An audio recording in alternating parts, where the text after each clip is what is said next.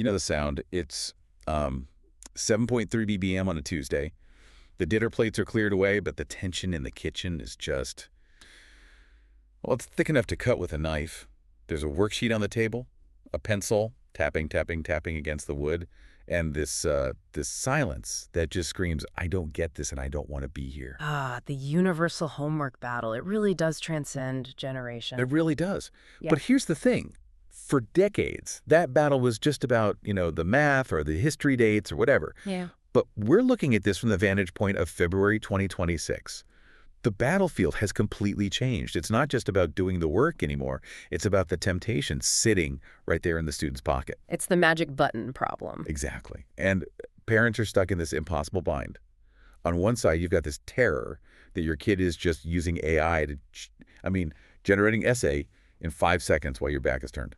But on the other side, you don't want to be the Luddite parent who bans everything and leaves their kid behind in a world that runs on this tech. It feels like a lose-lose. You either raise a cheater or you raise a dinosaur. That is the anxiety of the moment for sure. But that binary choice, ban it or ignore it, it's actually a trap. It misses the third option. And that is what we're digging into today. Okay. What if the enemy, that chatbot that can write the essay for them, could be turned into the ultimate ally? We're talking about a calm, patient, Socratic tutor that costs absolutely nothing and never gets frustrated when your kid asks why for the 10th time. That sounds like a fantasy. Sounds like something a tech company's marketing department would say. It does, but we're basing this deep dive on a really practical, hands-on article. It's called The AI Study Buddy, Socratic Learning for the Modern Home by Johan Steyn. Steyn is an interesting character for this, right? Because he's usually talking about high-level business strategy. He is, yeah. He's an AI thought leader, usually discussing how this tech impacts economies or like corporate structures. But in this piece, he kind of takes off the consultant suit and puts on his dad hat.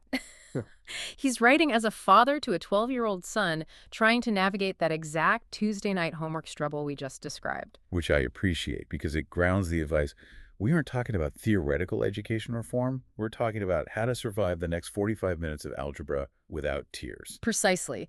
And Steyn's central argument is that the battle doesn't have to be a battle, but it requires a shift in how we view the tool. So here's our mission for this deep dive. We're going to unpack Steyn's method. We're going to explain exactly how to set up what he calls the master prompt. This is the specific set of instructions that stops the AI from doing the work for the child and forces it to actually teach. And it's not just about the prompt. It's about a routine, a 15-minute cycle, and using some specific technical features that have, matured nicely by early 2026. Before we get to the how, though, we have to look at the now. Because reading this source material, I was struck by how much the norm has shifted just in the last year or so. We're recording this in February 2026. And if we look at that ITV News report from earlier this week, February 9th, it highlights a trend that I think catches a lot of parents off guard. It's the normalization of it. The report showed that children aren't just using chatbots to cheat on essays. That's old news. Now they're using them for explanations, for validation, and honestly, for companionship. That is the scary part for me. It's not a tool in the toolbox. It's becoming the whole workbench. Right. And Steyn makes a crucial point here. If we don't guide them, kids will naturally take the path of least resistance. They'll ask the AI for the answer, not because they're inherently dishonest or malicious, but because they're efficient. Or just stressed.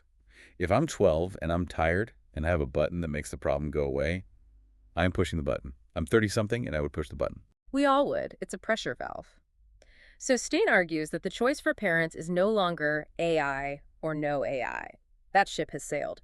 The choice is between random private use, which creates that temptation to cheat and cut corners, versus structured managed use, which leads to actual learning. Correct. You have to take this tool that can do the work for them and put some very strict guardrails on it.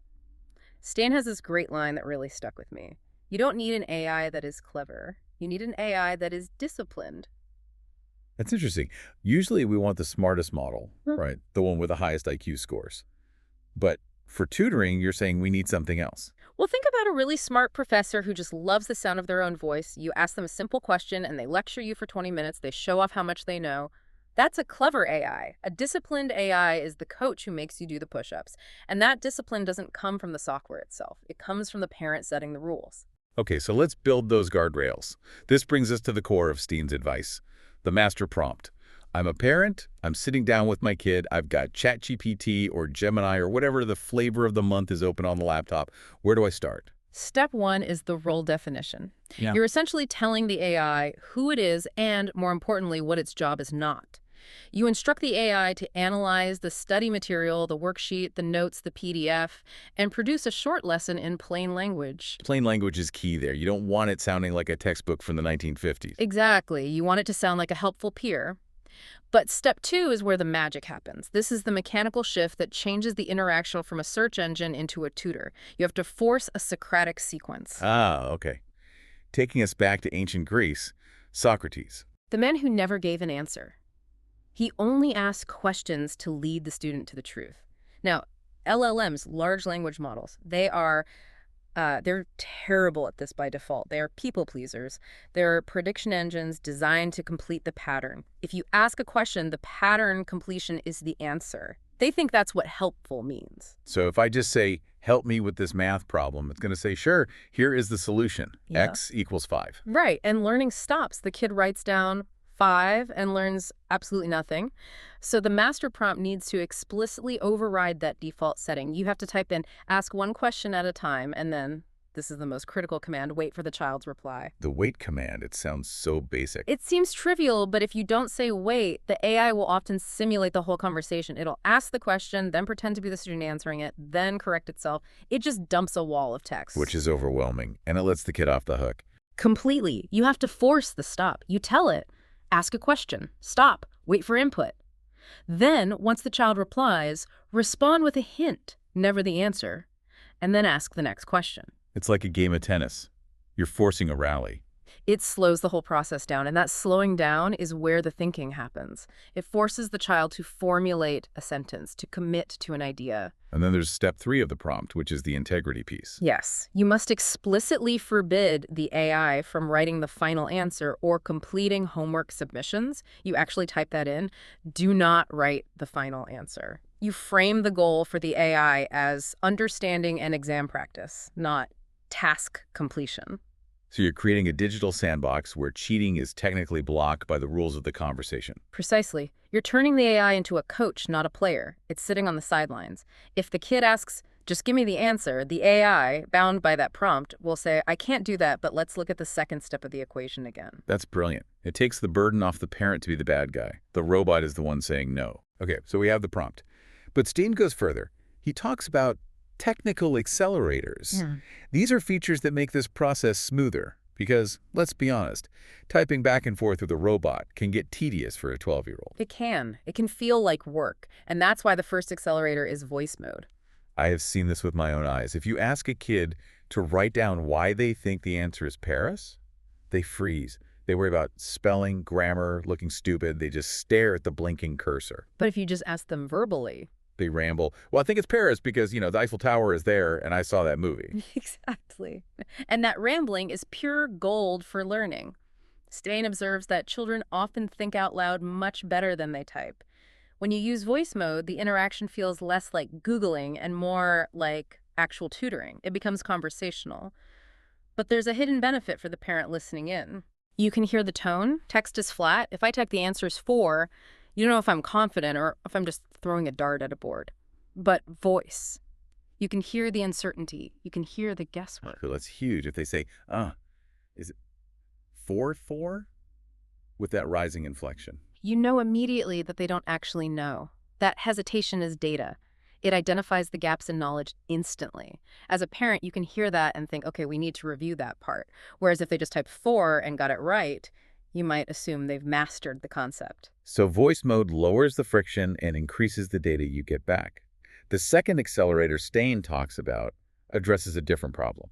Trust. We've all heard about AI hallucinating, just making stuff up with total confidence. Right. And for homework, confidently wrong is a disaster. Imagine the AI teaching your kid the wrong date for the signing of the Declaration of Independence or inventing a chemical element. It happens. So how do we fix that? Yes. Steyn mentions grounding.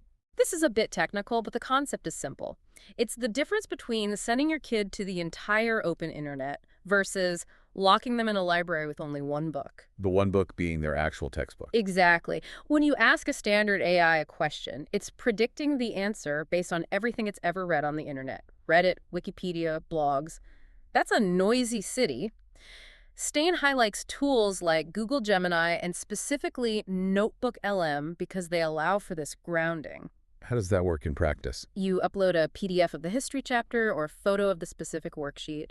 You tell the AI, only use this source. So it stays in its lane. It significantly reduces the risk of hallucinations. Steyn references a Tech Radar report about NotebookLM expanding its capabilities for exactly this kind of study workflow.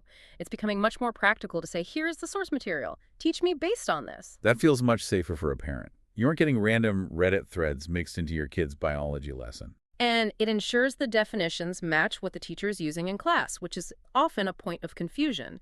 If the textbook defines a term one way and the AI defines it slightly differently, the kid gets confused. Grounding fixes that. Okay, so we have the master prompt, we have voice mode, and we have grounding. But Steyn makes a point that this isn't just about finishing the worksheet that's due tomorrow. If we stop there, we're missing the point. It's about building a habit. This connects to the science of learning. It's called retrieval practice. Retrieval practice. Break that down for us. Well, how do most kids study? How did we study? We reread our notes, we look at the page, our eyes scan the words, and we nod. We think, okay, I recognize this, I know this. The illusion of competence. Exactly. It's the difference between recognizing a song on the radio and being able to sing it a cappella in the shower. When the music is playing, you think you know the lyrics, turn the music off, and you realize you don't. That is a painful realization. The science shows that learning actually sticks when you have to pull the information out of your brain without the music playing. You have to recall, explain, and apply. Which is hard work. It is. It represents cognitive load. It feels harder, so kids avoid it. They'd rather just highlight the book again. But the Socratic AI forces this retrieval. It asks a question, and the kid must generate the answer. The AI doesn't give it to them. And Stan suggests a very specific routine for this, right? Because as a parent, I don't have 3 hours to sit there and referee a debate between my kid and a robot. I have laundry to do. I have my own work. And you shouldn't be the referee forever. Steyn suggests a 15-minute routine. That's it. You don't need to do 2 hours. Start with one subject, one worksheet. Run the cycle. Explain, question, correct, repeat. 15 minutes. That's doable. And keep it light. This is crucial. Steyn emphasizes that if frustration hits, if the kid is melting down because the AI isn't understanding them, you stop. You shorten the session. You don't escalate. That's just good parenting advice, generally, AI or not. If everyone is crying, nobody is learning. Exactly. But looking at the bigger picture here, we've talked about the benefits. But Stan and the other sources also touch on some real risks. It's not all smooth sailing. There's a dark side to this buddy dynamic. No. And we need to address the friendship aspect we touched on earlier. There was a Guardian article from October 2025 that really dug into this. It warned about blurred boundaries and emotional attachment. This is the her scenario. My kid starts liking the AI more than their real friends because the AI is always nice, always listens, and never steals their lunch money. It creates a sense of intimacy that, isn't real. It's a simulation of empathy. The AI says, great job, you're so smart, and the child gets a dopamine hit. Steyn argues this is another reason why the study buddy approach is so important.